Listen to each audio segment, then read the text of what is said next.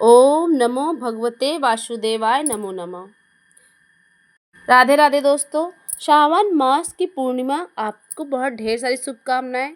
सावन मास की पूर्णिमा में दान, स्नान, तप, श्राद्ध आदि करना बहुत ही शुभकारी माना जाता है। और इस दिन किए गए दान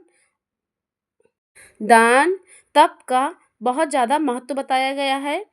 तो इस दिन रक्षाबंधन का पावन पर्व पड़ रहा है। तो आप सभी को रक्षाबंधन पर्व की ढेर सारी शुभकामनाएं। तो आज हम अपने चैनल पे लेकर आए हैं भगवान सत्यनारायण की कथा। अगर इसके पहले आप चैनल पे नए हैं तो चैनल को सब्सक्राइब कर दीजिएगा। और अगर कथा अच्छी लग जाए तो श्री हरि विष्णु की जय अवश्य लिखिए। तो चलिए कथा का श्रवण करते हैं। तो बोलो श्री गणेशाय नमो नमः। एक समय की बात है, नैमिषारण्य में शौनक इत्यादि 88 ऋषि वृंद एकत्र होकर परस्पर विचार कर रहे थे कि कलयुग आ रहा है। इस युग में प्राणियों को महान दुख प्राप्त होगा। अतः इस दुख से लोगों को बचने के लिए क्या करना चाहिए। उसी समय व्यास जी के परम पौराणिक सूत जी अपने शिष्यों के सहित उस स्थान पर पधारे। सूत जी को देखकर ऋषि लोग खड़े हो गए और श्रद्धा पूर्वक उठकर दंडवत किया। ऋषियों ने भी सूत जी को उत्तम व पवित्र आसन देकर यथोचित पूजन किया और सूत जी से बोले कि हे भगवान, इस समय आपका आना बहुत ही उत्तम है। इस अवसर पर आपका शुभागम ठीक है। ठीक उसी प्रकार जैसे राम बिरह सागर में भरत गगन मन होत, विप्र रूप धरि पवन सुत आयो गयो जिमि पोत। अर्थात हम लोग शोक सागर में डूबे रहे थे, आपने नौका सदृश हम लोगों का उद्धार करने के लिए पदार्पण किया है। यह प्रसन्नता का विषय है। हे प्रभु, कलयुग निकट आ रहा है। धर्म की किस प्रकार रक्षा होगी, इस चिंता में हम सब दुखी हैं। अतः हे भगवान, व्रत अथवा तप करके जिस प्रकार वांछित फल प्राप्त हो वह कृपा करके कहिए। ऐसे हम लोगों की इच्छा है। शौनक आदि ऋषियों की प्रार्थना पर सूत जी बोले, ऋषिगण आप धन्य हैं। आप जैसे मनुष्य ही सत्पुरुष कहे जाने के योग्य है, जो कि परोपकार के लिए चिंता करते हैं और दुष्टों से कष्ट पाने पर भी उनको सुखी देते हैं। हे परोपकारी शौनक ऋषियों, इसी प्रकार लक्ष्मीपति विष्णु भगवान ने एक बार नारद ऋषि से पूछा था, जिस प्रकार आप लोगों ने मुझसे पूछा है, इसलिए संध्या करने के बाद जिस प्रकार इस प्रश्न का उत्तर श्री भगवान ने दिया था, उसी प्रकार मैं आप लोगों के समक्ष कथन करूंगा। शौनक आदि ऋषियों ने कहा, अति उत्तम, हम लोग भी संध्या उपासन कर लें। क्योंकि संध्या उपासन से निवृत्त होकर सब लोग सूत जी से महाराज के सामने एकत्र हुए। सूत जी ने ऋषियों से कहा, हे ऋषियों, मेरी बात सुनो। यदि तुम्हारा ध्यान किसी और तरफ रहेगा तो ना मेरे उपदेश से लाभ उठा सकोगे और ना ही किसी अन्य कार्य बन सकेगा। हे ऋषियों, एक समय नारद मुनि परोपकार की इच्छा से नाना लोकों में भ्रमण करते हुए मृत्युलोक में आए। मृत्युलोक में नारद ने देखा कि जितने मनुष्य हैं सबके सब अनेक प्रकार के दुखों से दुखित हैं और भांति भांति की योनियों से जन्म लेकर अपने पापों को भोग रहे हैं। ऐसे प्राणियों को क्लेश युक्त देखकर मुनि अपने मन में सोचने लगे कि उनका दुख किस प्रकार दूर हो सकता है। यही मन में सोचते हुए बीड़ा बजाते हुए वह हरि गुणगान करते हुए विष्णु लोक को गए। अतः विष्णु लोक में पहुंचकर नारद मुनि ने देखा कि शुक्ल वर्ण भगवान 4 भुजाओं से युक्त हैं और चारों भुजाओं में क्रम में शंख, चक्र, गदा, पद्म और कंठ से सुशोभित हो रहे हैं। ऐसे देवों के देव तथा स्वामी भगवान की नारद जी स्तुति करते हैं। हे भगवान, आपको दंडवत प्रणाम। आप वाणी और मन से परे हैं। आपको प्रणाम। आपके अनेक रूप हैं। आपकी शक्ति अनंत है। आप आदि मध्य और अंत से रहित हैं। आप निर्गुण और तीनों गुण की आत्मा और संपूर्ण प्राणियों के आदि कारण एवं अन्य भक्तों के क्लेश दूर करने वाले हैं। इस प्रकार नारद जी के स्तुति कर भगवान ने नारद जी से पूछा, हे नारद, आपका आगमन वैकुंठ लोक में किस लिए हुआ? आप क्या चाहते हो? हे महाभाग, आप मुझसे कहें, मैं उसका यथोचित उत्तर दूंगा। तब नारद भगवान बोले, हे भगवान, मैं मृत्यु लोक से इस समय आ रहा हूँ। वह जितने मनुष्य है सब अनेकों प्रकार के क्लेश से युक्त है और नाना प्रकार की योनि में जन्म लेकर पाप कर्म में लीन है। इसलिए हे भव भव भारी भगवान, ऐसा कोई उपाय बताइए जिससे उन प्राणियों का दुख छूट जाए। यदि आप मुझ पर कृपा रखते हैं तो कहिए, मैं सुनता हूँ। श्री भगवान ने नारद जी से कहा कि नारद, तुमने भली अच्छी बात पूछी है। इससे संसार का कल्याण होगा। प्राणी पापों से मुक्त होकर परम पद को प्राप्त होंगे। हे नारद, मैं एक छोटा सा उपाय आपसे कह रहा हूँ, ध्यान से सुनो। इसी से मानव का कलयुग में कल्याण होगा। हे नारद, तुम्हारे स्नेह से मैं कह रहा हूँ, कलयुग के लिए ऐसा उत्तम व्रत है जो महापुण्यों को प्रदान करने वाला तथा स्वर्ग और पृथ्वी में दुर्लभ है। यह व्रत है सत्यनारायण भगवान विष्णु का पूजन और व्रत। जो मनुष्य इस व्रत को धारण करेगा वह दुख से छूट जाएगा, सुख प्राप्त करेगा और मनोवांछित फल को प्राप्त करेगा तथा अंत में मोक्ष को प्राप्त होगा। भगवान के यह वचन सुनकर नारद जी ने कहा, हे भगवान, इस व्रत का क्या फल है, क्या विधि है, क्या उपाय है, मुझे आप विस्तार पूर्वक बताइए। यह पहले किसने किया था यह व्रत, सब मुझे विस्तार पूर्वक आप सुनाइए। तब भगवान श्री हरि ने कहा, हे नारद, यह व्रत समस्त दुख और शोक को नष्ट करने वाला और धन धान को बढ़ाने वाला है। इसके अतिरिक्त यह व्रत सौभाग्य और संपत्ति, संतान तथा सर्वत्र विजय प्राप्त कराने वाला है। यह व्रत किसी भी दिन भक्ति और श्रद्धा पूर्वक किया जा सकता है। सायंकाल के समय ब्राह्मण और बंधुजनों के साथ धर्म में तत्पर होकर सत्यनारायण का पूजन करना चाहिए। केले का फल, गौ, दूध, गेहूं का आटा जिसमें चीनी मिश्रित हो, उसके अभाव में चावल का आटा, गुड़ मिलाकर चूर्ण बना ले तथा सब पदार्थों को एकत्र करके सवई लगाकर भगवान को अर्पण करें।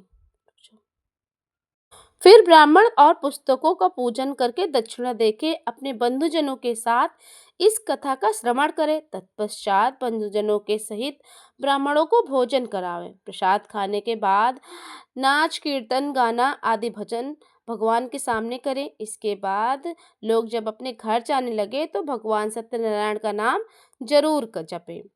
तो ये था सत्यनारायण भगवान का पहला अध्याय की कथा। अब सुनिए दूसरा अध्याय। श्री सूत जी शौनक आदि ऋषियों तथा भगवान नारद से व्रत काल विधि तथा महात्म कहकर आगे सर्वप्रथम इस सत्यनारायण व्रत करने वाले के संबंध में कथन करते हैं। सुंदर काशीपुर में एक अति निर्धन ब्राह्मण सतानंद हुए। इस प्रकार वो कंगाल ब्राह्मण थे कि भूख से पीड़ित होकर नित्य पृथ्वी पर भिक्षा के लिए भ्रमण करते रहते थे। दुखित ब्राह्मण को देखकर भगवान को दया आ गई, क्योंकि भगवान को ब्राह्मण अधिक प्रिय है। भगवान ने एक वृद्ध ब्राह्मण का रूप धारण कर उस दुखी ब्राह्मण से आदर पूर्वक पूछे, हे ब्राह्मण, आप किस लिए दुखी होकर इस पृथ्वी पर नित्य भ्रमण करते हो? ब्राह्मण बोला, हे भगवान, मैं एक दरिद्र ब्राह्मण हूँ, भिक्षा के लिए दिन भर घूमा करता हूँ। और ब्राह्मण ने कहा, हे प्रभु, यदि कोई उपाय हो तो कृपा करके मुझे बताइए, जिससे इस मांगने से मुक्ति मिले और दरिद्रता दूर हो जाए। ब्राह्मण के इस तरह पूछने पर भगवान ने बोले, हे ब्राह्मण देवता, आप सत्यनारायण का पूजन तथा व्रत कीजिए, वही मनोवांछित फल देंगे। अतः हे ब्राह्मण, आप मेरी बात मानकर यह व्रत धारण करें।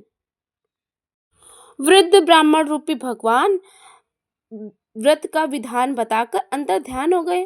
ब्राह्मण देवता अपने मन में सोचने लगे कि वृद्ध ब्राह्मण ने तो बहुत विधि बतलाई है, वह मैं किस प्रकार कर सकूंगा, क्योंकि दिन भर तो मैं भिक्षा मांगने में मेरा कुटुंब, मेरे परिवार का पेट नहीं भरता।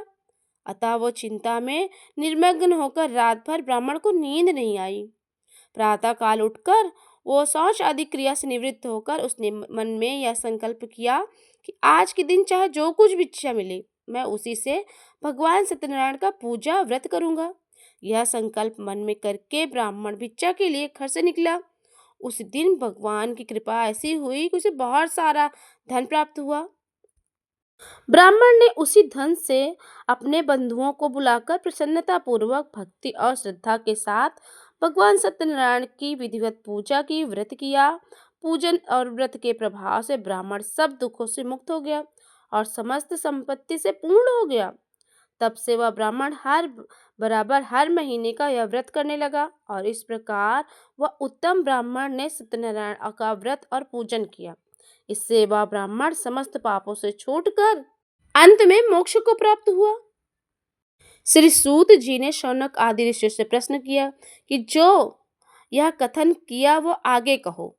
आप कहिए। ऋषियों ने उत्तर दिया, महाराज, उस ब्राह्मण ने इस व्रत को किसने सुना और किसने इस व्रत को किया? आप सारी कथा हम सबको सुनने की इच्छा है, आप कृपा करके कहिए। सूत जी बोले, हे ऋषियों, सुनो।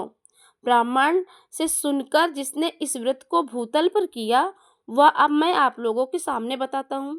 एक समय अपनी संपत्ति के अनुसार वही ब्राह्मण बंधुओं के सहित सत्यनारायण के पूजन के लिए उद्धत हुआ। इतने में एक लकड़ी बेचने वाला वहां आ पहुंचा। उसने लकड़ी का गट्ठर बाहर रखकर घर के भीतर प्रवेश किया। लकड़हारा भूख से प्यासे बहुत पीड़ित था। उसने घर के भीतर देखा कि वहां भिखारी ब्राह्मण जो दिन भर भिक्षा मांगते फिरते थे आज इतने बड़े भवन के स्वामी हैं और भीड़ भाड़ के साथ भगवान की पूजा कर रहे हैं। तो उस ब्राह्मण को संपन्न देखकर वह लकड़हारा आश्चर्य में पड़ गया। उसने कुछ देर सोचने के बाद हाथ जोड़कर ब्राह्मण से पूछा कि आप किसका पूजन कर रहे हैं? यह पूजन का क्या फल है? कृपा करके मुझे भी बताइए। ब्राह्मण ने लकड़हारे से कहा, यह तो भगवान सत्यनारायण का व्रत और पूजन मैं कर रहा हूँ। यह व्रत अनंत फलों को प्रदान करता है। यह जो मेरा धन्य धान तुम देख रहे हो, ये सब सत्यनारायण के प्रसाद का ही महाभाग है। ब्राह्मण के मुख से इस प्रकार सुनकर लकड़हारा बहुत प्रसन्न हुआ और भगवान का प्रसाद खाकर जल पीकर नगर को प्रसन्न किया। लकड़हारे ने मार्ग में अपने मन में चिंतन कर कर यह संकल्प किया कि आज जो कुछ भी लकड़ी के बेचने को पर मिलेगा पैसा, मैं उसी से सत्यनारायण भगवान का व्रत और पूजन करूंगा। इस प्रकार मन में सोचकर लकड़ी का बोझ सर पर रखकर वह चला गया। भगवान की कृपा से उस दिन लकड़हारा लकड़ी के बोझ लिए उस स्थान पर पहुंचा जहां पर धनी सेठ लोग रहते थे। जाते ही उसे लकड़ी का दुगना दाम मिल गया। तत्पश्चात लकड़हारे ने प्रसन्न हृदय से पक्के पक्के केले का फल, शक्कर, दूध, सामग्री आदि ली। इसके बाद घर पहुंचकर उसने ब्राह्मणों को बुलाकर विधि पूर्वक सत्यनारायण भगवान का व्रत तथा पूजन किया, जिसके प्रभाव से लकड़हारा धन और पुत्र को प्राप्त हुआ। तो बोलो सत्यनारायण भगवान की जय। ये था दूसरा अध्याय। अब सुनिए आप तीसरा अध्याय। श्री सूत जी महाराज ने शौनक आदि ऋषियों से कहा, हे मुनि, ब्राह्मण और लकड़हारा की कथा कह चुका, अब जिसने इस व्रत को किया अब वह कहो। सुनो। प्राचीन समय में अलकामुख नाम का एक राजा था। वह राजा जितेंद्रिय, सत्यवादी और देव मंदिरों में प्रतिदिन जाने वाला था। वह देवालय में जाकर ब्राह्मणों को इतना दान देता था कि ब्राह्मण संतुष्ट हो जाते थे। अलकामुख राजा की पत्नी कमल के समान मुख वाली सती थी। वह भद्रशीला नदी के किनारे अपने पति अलकामुख राजा के साथ भगवान सत्यनारायण का पूजन कर रही थी। उसी समय साधु नाम का एक वैश्य व्यापार के लिए नाव पर बहुत सारा धन लादे हुए उस स्थान पर आया और नौका को नदी के तट पर खड़ी करके बनिए ने राजा के समीप जाकर देखा कि राजा अपनी पत्नी सहित भगवान सत्यनारायण का पूजन कर रहे हैं। उसने राजा से विनय पूर्वक पूछा कि हे राजन, आप प्रेम पूर्वक किसका पूजन कर रहे हैं और किस लिए कर रहे हैं? आप विस्तार से कहिए, मैं भी सुनना चाहता हूँ। राजा बोले, हे साधु, मैं सत्यनारायण भगवान का पूजन कर रहा हूँ। बंधुओं के सहित इस पूजन का अर्थ है कि मेरे पास राज संपदा और जो कुछ भी है, परंतु पुत्र नहीं है। पुत्र की ही इच्छा के लिए यह पूजन है, क्योंकि भगवान का व्रत ही इस दुख से मुक्त कर सकता है मुझे। राजा के वचन सुन साधु बनिया आदर पूर्वक बोला, हे राजन, आप इस व्रत को संपूर्ण विधि करने की कृपा कीजिए। मैं भी इस व्रत को धारण करूंगा, क्योंकि मेरे भी कोई संतान नहीं है, इसलिए मैं इस व्रत को निश्चय ही करूंगा। इस प्रकार बनिए की बात सुनकर राजा ने सब विधि जैसे कि पूर्व कथित थी उसे कहा। साधु वैश्य राजा से विधि सुनकर व्यापार से निवृत्त होकर आनंद पूर्वक अपने घर आया। साधु ने घर पर आकर अपनी स्त्री से कहा कि पुत्र देने वाला एक मैं व्रत मैं अलखा मुख राजा के मुख से सुनकर आया हूँ। यह व्रत मैं अवश्य करूंगा। साधु की भार्या लीलावती अपने पति के वचन सुनकर बोली, हे नाथ, यह तो उत्तम विचार है। हे स्वामी, कल प्रातः काल ही यह व्रत किया जाएगा। बनिया बोला, अभी व्यर्थ में क्यों धन नष्ट कर रही हो? जब संतान होगी तब पूजन किया जाएगा। इसके बाद स्त्री ने प्रश्न किया, क्या पुत्र से बढ़कर यह धन मूल्यवान है? बनिया ने उत्तर दिया। बनिए कि इस प्रकार उत्तर सुनकर लीलावती चुप हो गई और पति युक्त प्रसन्न चित्त वाली लीलावती भगवान के प्रसाद से गर्भवती हुई। 10 माह पश्चात उसके एक कन्या उत्पन्न हुई। कन्या रत्न बहुत सुंदर थी। वह दिन क दिन बढ़ने लगी और जैसे शुक्ल पक्ष का चंद्रमा बढ़ता है, ठीक उसी तरीके से उसकी कन्या भी बढ़ने लगी। नित्य प्रति कला के बढ़ने से उसका नाम कलावती रख गया। इसके बाद लीलावती अपने पति से मधुर वचन में बोली, हे स्वामी, आपने संकल्प किया था कि संतान होने पर सत्यनारायण भगवान का पूजन करूंगा, क्या वह ना करोगे? क्योंकि कब साधु ने कहा, हे विप्रे, कन्या को बहरी छठी इत्यादि में बहुत धन खर्च हो चुका है, इसलिए कन्या के विवाह के समय यह व्रत करूंगा। इस प्रकार उसने अपनी पत्नी स्त्री से कहकर साधु वैश्य नगर में घूमने चला गया। भगवान की कृपा से कलावती बड़ी हो गई और अल्पकाल में ही पिता के घर से वह शयानी हो गई। एक दिन साधु ने अपने सहेलियों के साथ घूमती घूमती हुई नगर में कलावती कन्या को देखा और मन में विचार किया कि कन्या तो विवाह के योग हो गई है, अतः दूतों को बुलाकर मेरी कन्या के लिए एक सुंदर श्रेष्ठ वर खोज के ले आओ। साधु वैश्य की आज्ञा पाकर दूत लोग अंचन नगर को गए। उस नगर में दूतों ने एक वैश्य पुत्र को देखा जो सुंदर और शुभ गुणों से युक्त था। वह लड़का जाति का कुलीन था। उसे लाकर दूत लोग बोले, हे स्वामी, यह बालक। दूतों के मुख से यह वचन सुन साधु बनिया ने अपनी कन्या के विवाह विधि विधान से उस वैश्य पुत्र के साथ कर दिया। कन्या के विवाह के समय भी दुर्भाग्यवश बनिया सत्यनारायण का व्रत करना भूल गया।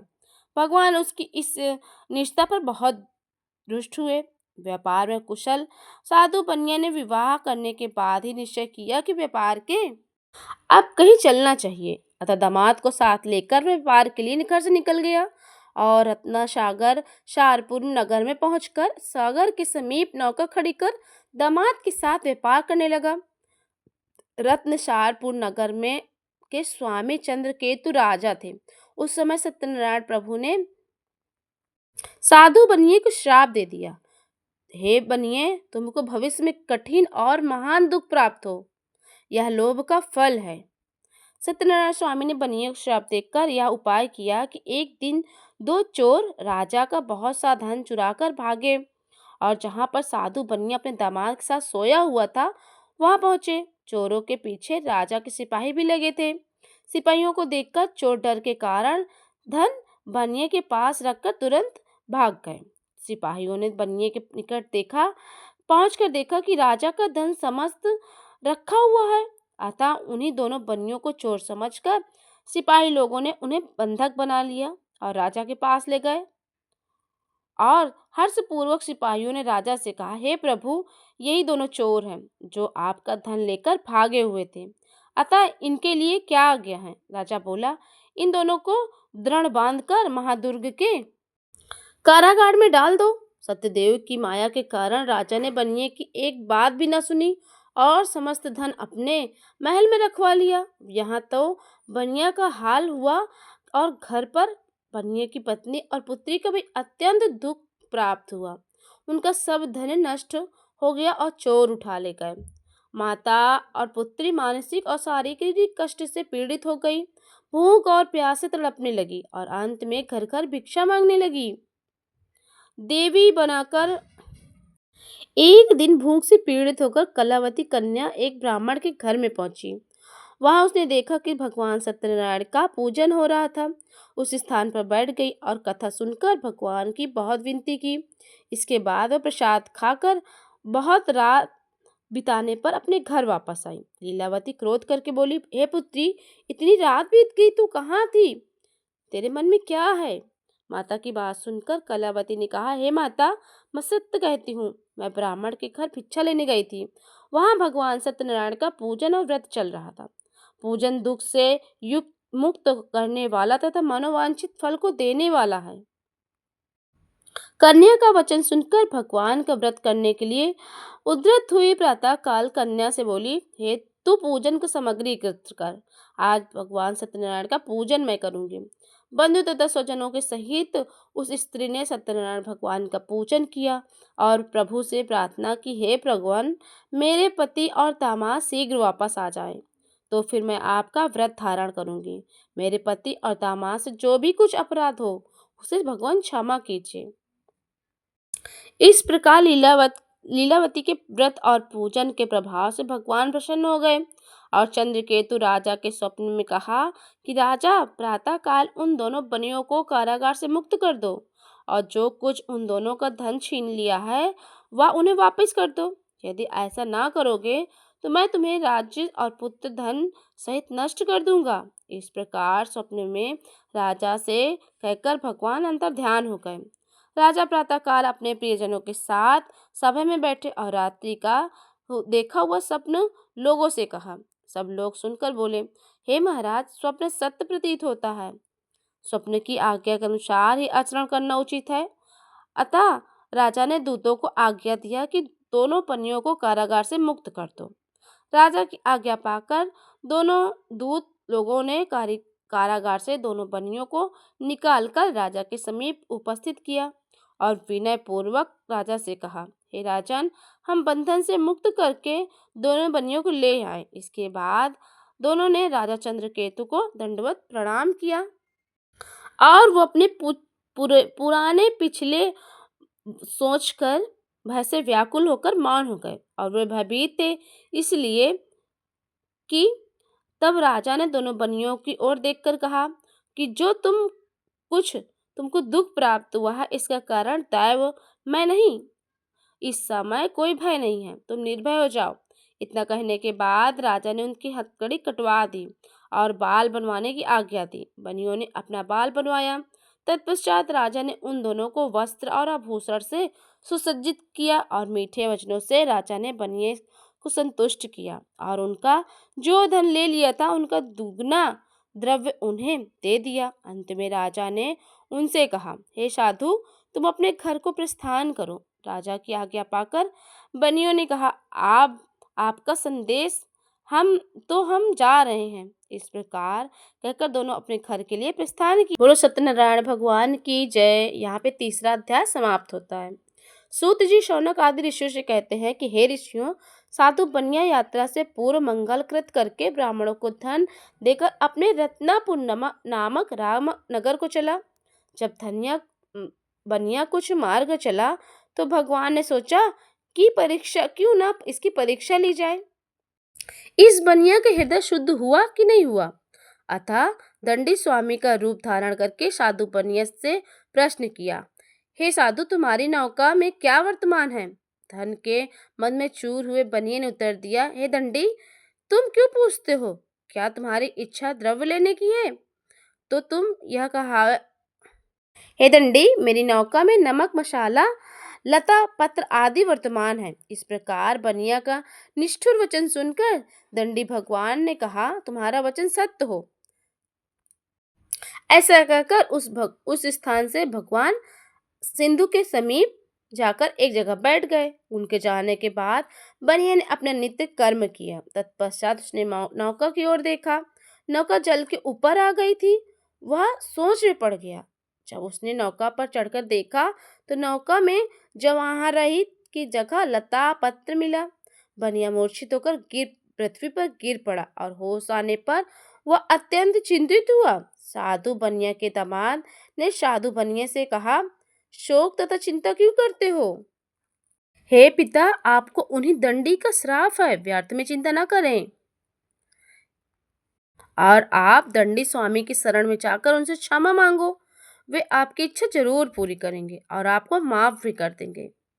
इस प्रकार दामाद की बात सुनकर साधु बनिया दंडी स्वामी के पास गया और भक्ति पूर्वक दंडवत किया और उनसे आदर पूर्वक बोला, हे प्रभु, मैंने आपके समीप जो झूठ बोलने का अपराध किया उसे मुझे क्षमा कीजिए।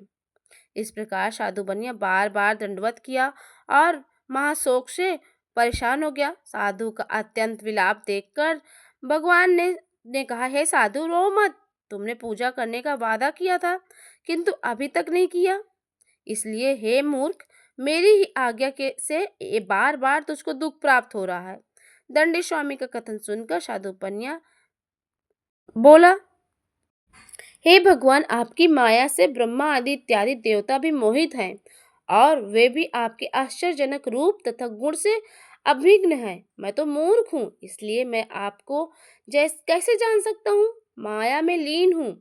अब मेरा अपराध क्षमा कीजिए।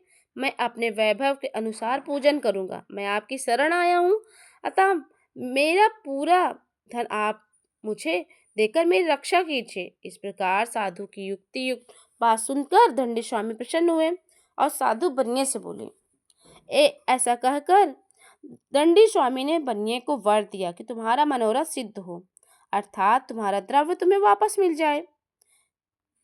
इसके बाद जब साधु ने नौका जाकर देखा तो नौका में द्रव्य से परिपूर्ण पाया। बनिए ने लोगों से कहा कि सत्यदेव, भगवान की कृपा से मुझे मनोवांछित फल प्राप्त हुआ है।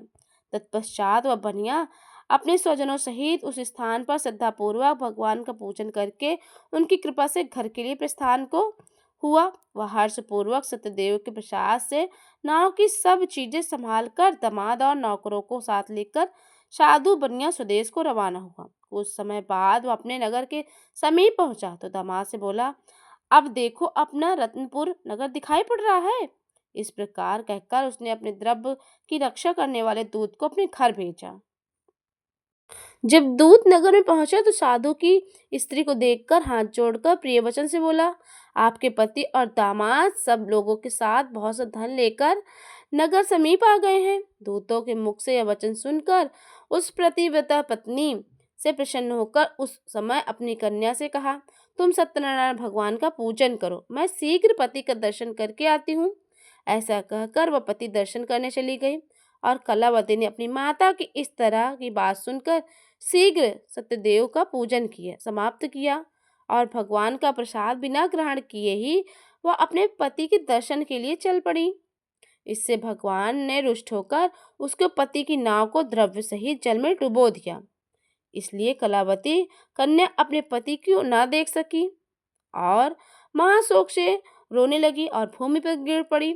इस तरह नौका को डूबी हुई और अपनी कन्या को अत्यंत दुखी देख साधु बनिया मन में भयभीत होकर सोचने लगा कि महान आश्चर्य है, यह नाव खेने वाला मल्लाह भी परम चिंता से युक्त हो गए। इसके बाद लीलावती कन्या को विलाप करती देख पति से बोली, हे स्वामी, देखते ही देखते नौका कैसे लुप्त हो गई।